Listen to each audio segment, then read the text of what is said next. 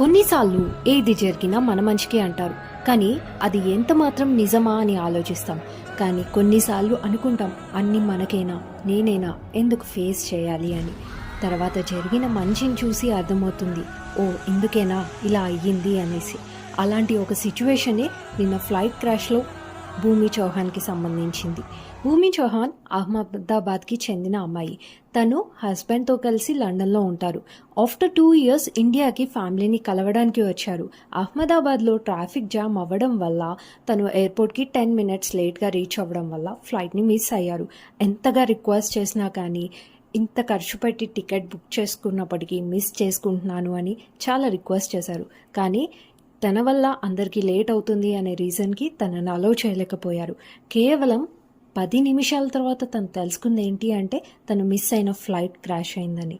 So ఏది జరిగినా మన మంచికి.